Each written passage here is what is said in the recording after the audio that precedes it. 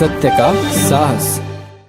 नागपूर महानगरपालिकेच्या विशेष सभेमध्ये आज एक मोठा हाय व्होल्टेज ड्रामा पाहावयास मिळाला। प्रभाग क्रमांक 11 चे काँग्रेस नगरसेवक शैलेश पांडे हे थेट सफाई कर्मचाऱ्यांच्या वेशात महापालिकेत पोहोचले। मात्र त्यांच्या या गणवेशामुळे सुरक्षा रक्षकांनी त्यांना सभागृहात प्रवेश देण्यास मज्जाव केला। त्यावरून महापालिकेत चांगलाच गोंधळ उडाला। नगरसेवक शैलेश पांडे यांनी हे पाऊल उचलण्यामागे आपल्या प्रभागातील गंभीर समस्या मांडण्याचा उद्देश होता। त्यांच्या तक्रारीनुसार प्रभाग क्रमांक 11 मध्ये सफाई कर्मचाऱ्यांची मोठी कमतरता आहे। कागदोपत्री 75 कर्मचारी असले तरी प्रत्यक्षात केवळ 25 ते 30 कर्मचारीच कामावर उपलब्ध असतात। यामुळे संपूर्ण प्रभागात स्वच्छतेचा बोजवारा उडालाय, घाणीचं साम्राज्य पसरलंय। वारंवार तक्रार करूनही प्रशासन दाद देत नसल्यानं पांडे यांनी हे गांधीगिरी स्टाईल आंदोलन केलं। या आंदोलनानंतर शैलेश पांडे यांनी प्रशासनाला निर्वाणीचा इशारा दिलाय।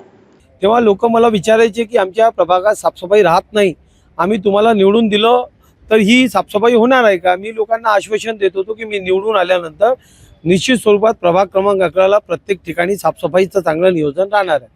मला निवडून आल्यानंतर 1 ते 1.5 महिना झालेला आहे आणि अजून सुद्धा माझ्या प्रभागात साफसफाईसाठी पर्याप्त मात्रेत साफसफाई कर्मचारी उपलब्ध नसल्यामुळं मी त्यांना दिलेला शब्द पाडू शकत नाही किंवा त्यांचे शब्द पूर्ण करू शकत नाही।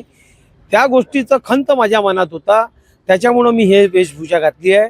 मी प्रत्येक सभागृहात त्याच पद्धतीनं वेशभूषा घालून अशाच पद्धतीनं झाडू घेऊन येणार आहे आणि त्याच पद्धतीनं आपल्या प्रभाग क्रमांक 11ला सकाळी 7 ते 2 वाजेपर्यंत याच वेशभूषा घालून मी तिथं साफसफाईचं नियोजन करणार। या संबंधित आम्ही सर्वच नगरसेवक आणि माननीय महापौरांना आणि आयुक्तांना तसे आम्ही निवेदनसुद्धा दिलेलं आहे।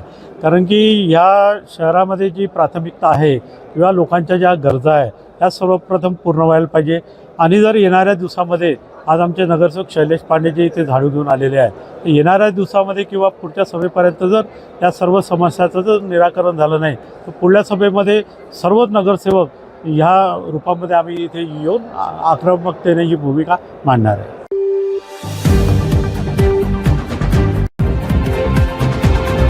अब तक सत्य का साहस।